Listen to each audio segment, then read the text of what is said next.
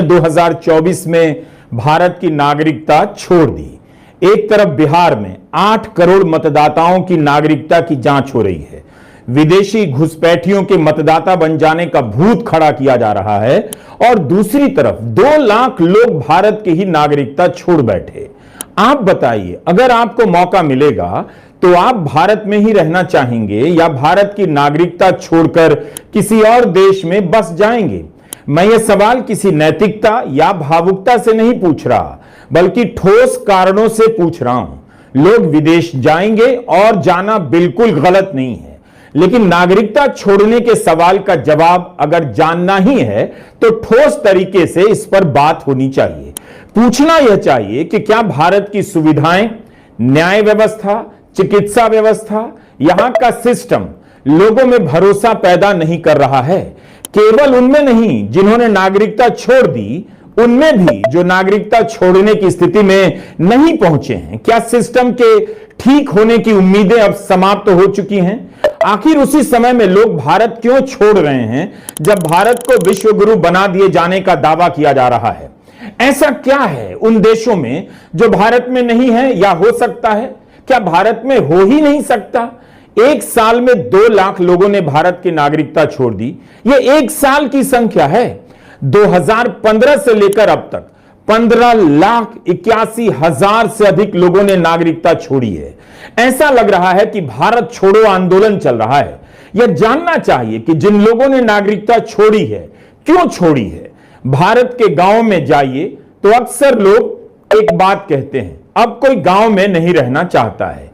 लगता है यही सवाल अब शहरों में पहुंच गया है कि अब कोई इन रद्दी शहरों में नहीं रहना चाहता, सब अमेरिका, लंदन, कनाडा जाकर बस जाना चाहते हैं। इसी बात पर भारत में सर्वे होना चाहिए कि अगर मौका मिले तो कितने लोग भारत की नागरिकता छोड़ देंगे।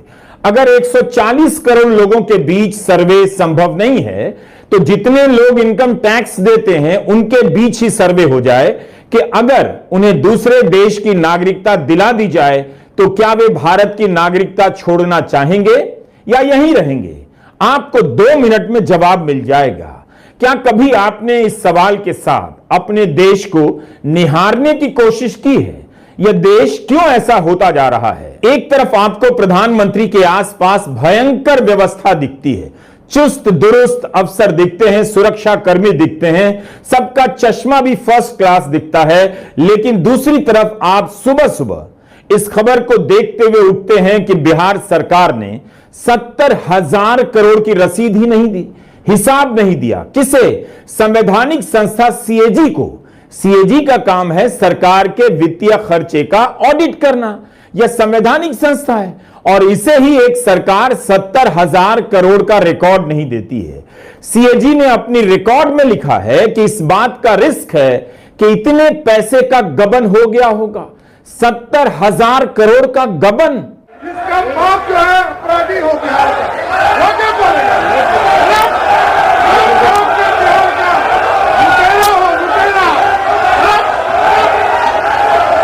और इसी बिहार की विधानसभा में राज्य के उप मुख्यमंत्री की भाषा देख लीजिए। क्या यह भाषा लंदन, अमेरिका या दिल्ली में रह रहे किसी भी बिहारी को आश्वस्त करती है कि चलकर बिहार में रहा जाए? बिहार को सम्राट चौधरी जैसा योग्य नेता मिल गया है जो विधानसभा में तू तड़ाक, तेरा बाप कहकर बात करते हैं। सारी चर्चा इस पर है। 70,000 करोड़ का हिसाब नहीं दिया गया, इसे लेकर किसी की नींद नहीं उड़ती, ना नेताओं को जरूरत पड़ती है कि आकर हिसाब दें। पटना से लेकर दिल्ली में किसी को फर्क क्यों नहीं पड़ता? इसका बाप जो है अपराधी हो गया, वो क्या बोलेगा?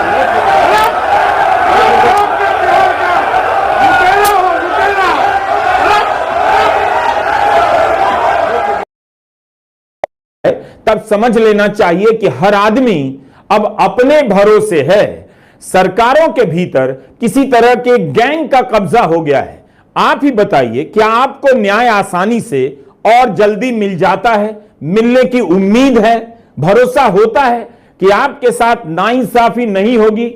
बिना घूस दिए, बिना 10 लोगों को अप्रोच किए, पैरवी किए, बिहार सरकार हिसाब नहीं दे रही है कि 70,000 करोड़ की रसीद कहां है, और वही सरकार आपकी आमदनी से पाई पाई का हिसाब मांगती है। रसीद कहां है और वही सरकार आपकी आमदनी से पाई पाई का हिसाब मांगती है, रसीद मांगती है। आम करदाता हर दिन ट्विटर पर लिख रहा है केवल टैक्स दे रहे हैं, मिल कुछ नहीं रहा, बच भी कुछ नहीं रहा, क्योंकि जो कमा रहे हैं उसका बड़ा हिस्सा टैक्स में दिए जा रहे हैं। क्या इसी तरह के भारत के कारण सफल और ठीक ठाक काबिलियत वालों के मन में लगातार योजना चलती रहती है किसी तरह भारत से अब निकल चला जाए? क्या सचमुच भारत रहने लायक देश नहीं रहा कि 10 साल में 15 लाख से अधिक लोगों ने भारत की नागरिकता ही छोड़ दी और यह संख्या बढ़ती ही जा रही है? वो अपने मोटरसाइकिलों से आते हैं या पैदल आ जाते हैं सर? अरे भाई सारे उससे पता लग रहा है सारा सीवर का पानी है। सर बारिश का नहीं है, ये बारिश का नहीं है, सीवर। सारा सीवर का है।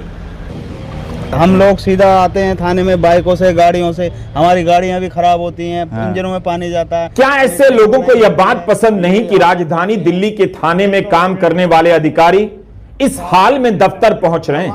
नाले के पानी वाला थाना उनको किस देश में मिलेगा? 8 महीने से शिकायत कर रहे हैं और इसे सुधारा नहीं गया। कुछ भी नहीं बदलने की इतनी बड़ी गारंटी आखिर किस देश में मिलेगी? इस गारंटी को छोड़कर कोई लंदन की नागरिकता कैसे ले रहा है? भारत के निष्ठावान नागरिकों को इस हाल में छोड़कर कोई भारत से बाहर कैसे बच सकता है? दिल्ली के करावल नगर में खजूरी खास थाना है। अगर 8 महीने से सीवर के पानी के बीच दफ्तर आने की बात सही है तो यूनेस्को को प्रमाणित करना चाहिए कि सहनशीलता का यह श्रेष्ठ उदाहरण है। इस थाने को संरक्षित कर दिया जाए और सीवर के पानी को पवित्र नदी का दर्जा दे दिया जाए। अगर ये लोग इस हाल में काम कर सकते हैं तब फिर उन 2 लाख लोगों को भारत में ऐसी क्या कमी नजर आ गई कि भारत छोड़कर चले गए? उन्हें नाले के पानी से भरा थाना आखिर कहां मिलेगा? यह बारिश का पानी नहीं है, सीवर का है। तब से है जब बारिश नहीं आई थी। शरद शर्मा का अपना YouTube चैनल है, सब्सक्राइब कर लीजिए। शरद के चैनल को देखा भी कीजिए, पता चलेगा कि नाले के पानी में डूबे होने के बाद भी किसी के भीतर इस बात को लेकर गुस्सा तक नहीं। कितना बच बचा कर लोग बोल रहे हैं, ऐसी सहनशीलता किस देश में मिलेगी? ये कब 6 महीने हो गए? 6 महीने, ये तो 8-9 महीने से है। 8-9 महीने से ये तो हो गए जी करीबन 7-8